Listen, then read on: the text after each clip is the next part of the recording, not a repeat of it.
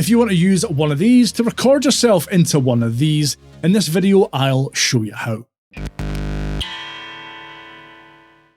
If you've never used an audio interface to record your voice or your guitar or whatever into your iPhone and GarageBand, it can be hard to know where to start. In this video I'll share some different audio interface options, show how to hook them up to your iPhone and what you need to do on the software side to get up and running. Note that this guide is specifically for iPhones that have a USB-C port. If you have an iPhone with a Lightning port, check out the video linked up above. If you already own an audio interface and just want to know how to attach it to your iPhone and how to get up and running in GarageBand, you can use the timestamps below to skip this bit entirely if you want. So no matter what budget you're working with, you'll be able to pick up an audio interface that will allow you to get recording with your iPhone in GarageBand. For example, this M-Audio M-Track Solo goes for around $50 or £40, has a combo input for an XLR microphone or lined instruments, and a dedicated instrument input. It provides phantom power for a condenser microphone and is probably the best budget audio interface on the market right now.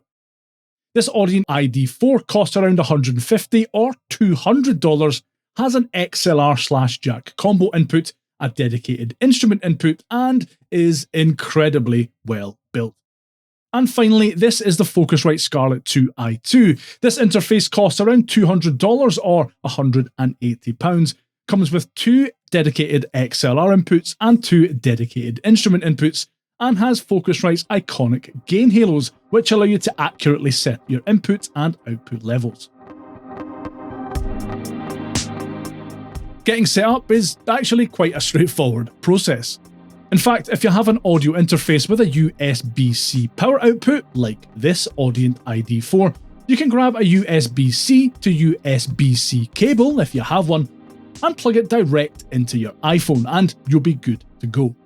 If you'd rather use the standard USB-C to USB cable that manufacturers still insist on bundling with most audio interfaces nowadays, you'll need an adapter of some kind. Unlike with Lightning, you have far more choice when it comes to USB-C adapters, and there's no need to stick to Apple's official overpriced gadgets. A simple adapter like this one can cost just a few dollars or pounds on Amazon and does the job just fine. However you get your audio interface connected, USB-C port equipped iPhones output enough power from that port to run your interface without any extra juice. Just plug it in and you'll be ready to go. However you connect your audio interface, to record with it you'll be using the audio recorder or amp inside GarageBand. In either the audio recorder or amp, tap the input button with your interface attached. In this menu you can adjust input gain, add an inter-app audio app, select which of your interface's channels to record from, turn monitoring on or off, and turn the noise gate on or off. When it comes to channel, audio interfaces all work pretty much the same way. This Audient ID4 has one XLR combo input marked input 1 and a dedicated instrument input that is channel 2. These correspond to channel 1 and 2 inside GarageBand's input menu. You can also make use of the exciting new system level audio controls introduced in iOS 26. In Control Center, which you still access by swiping down from the top corner, there's this new GarageBand specific menu that you'll see when the app is open. From here I can turn on the new global noise cancellation feature for the current microphone. With no audio interface or USB mic connected, this defaults to the iPad's built-in microphone.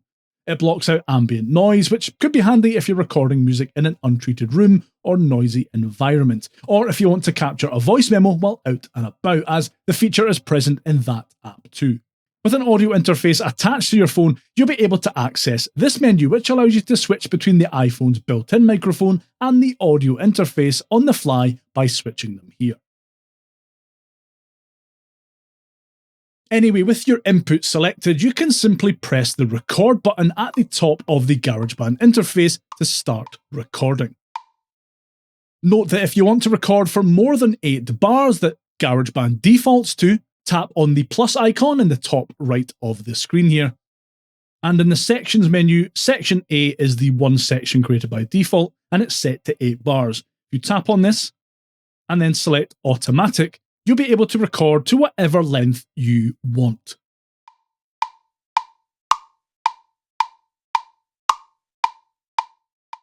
That should be enough to get you started with recording with an audio interface and your iPhone. For more in-depth information about getting the most out of GarageBand on your iPhone, watch this video next.